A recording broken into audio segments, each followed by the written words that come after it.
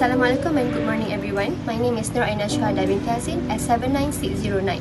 Today I will present about Lagrange's theorem, one of the fundamental results in group theory. Lagrange's theorem states that for any finite group G and subgroup H of G, the order of H must divide the order of G. In other words, the number of elements in a subgroup must be a factor of the total number of elements in the group.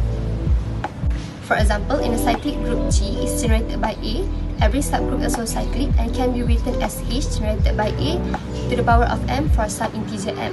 Therefore, the size of H divides the size of G. Here is the statement of Lagrange's theorem. If G is a finite group and H is a subgroup of G, then the order of H divides the order of G. The main idea behind the proof is to divide the group G into several subsets that are determined by the subgroup H. These subsets all have the same size as H, and together they cover the whole group without overlapping.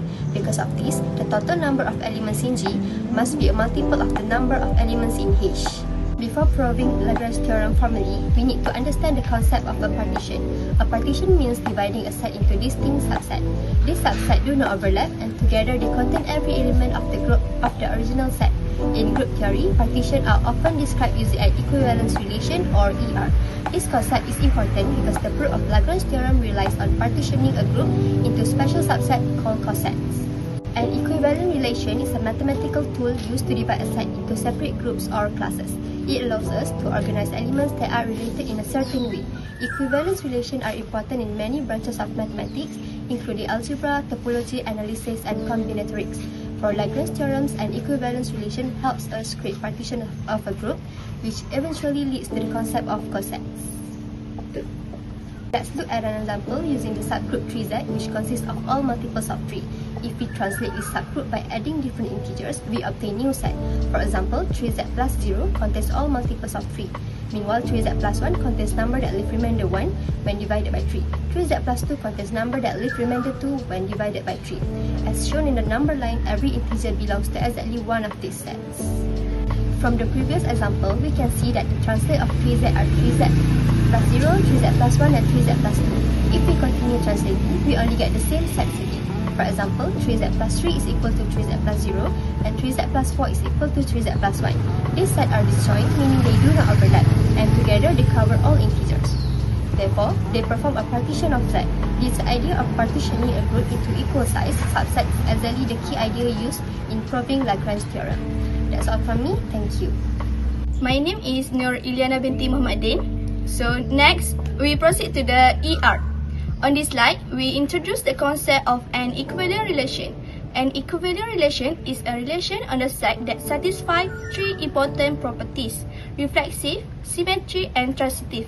Reflexive means every element is related to itself. So A related to A. Symmetric means if A is related to B, then B is also related to A.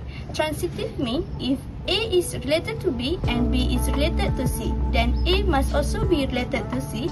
These three properties allow us to identify elements that can be considered equivalent and group them together. This slide shows an example of an equivalence relation using congruence modular 3. The integers are divided into three sets based on their remainder when divided by 3.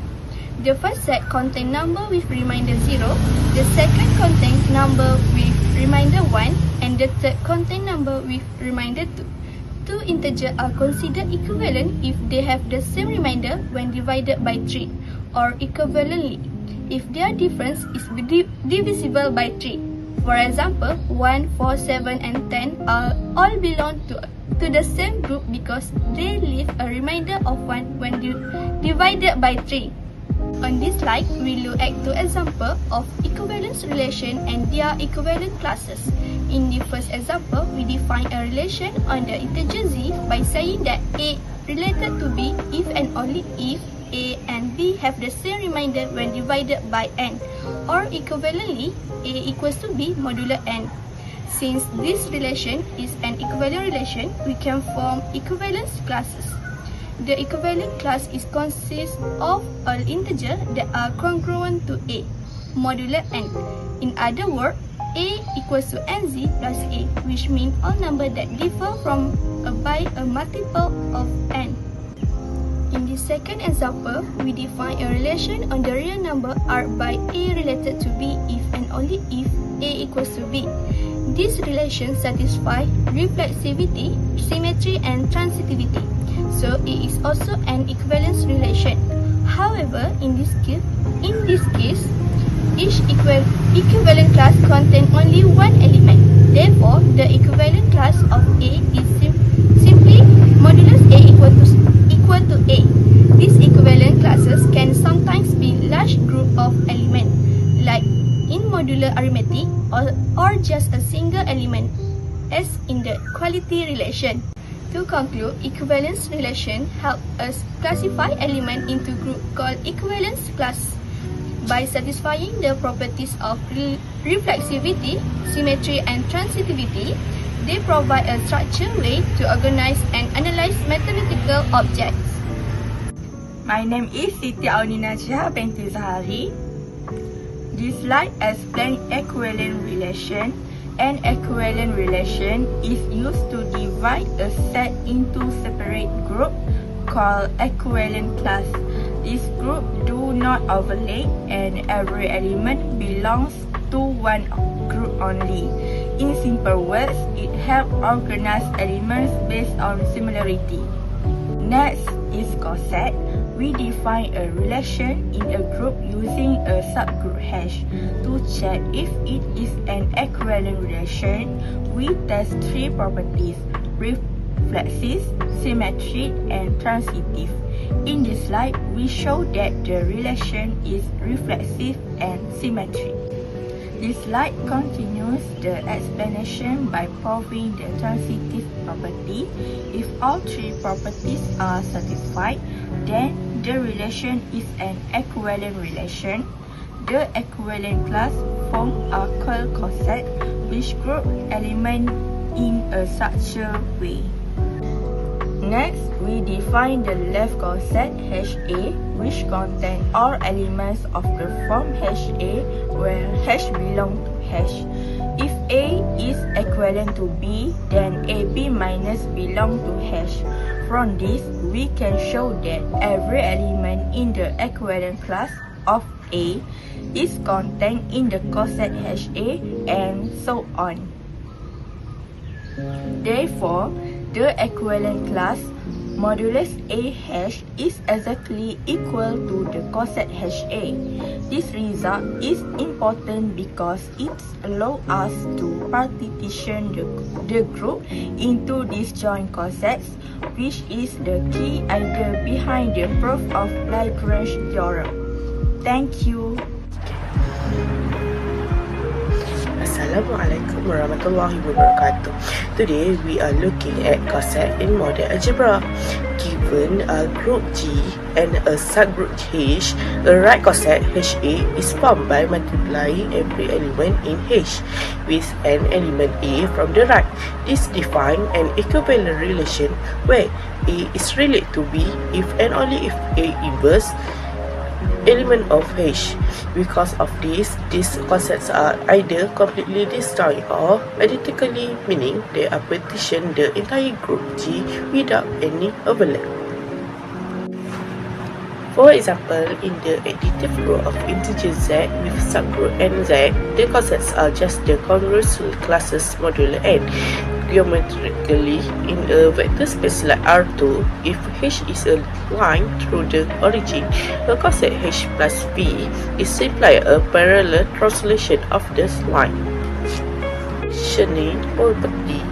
This partitioning property leads us to Lagrange's theorem, which states that for any finite group, the order of subgroup H must divide the order of group G.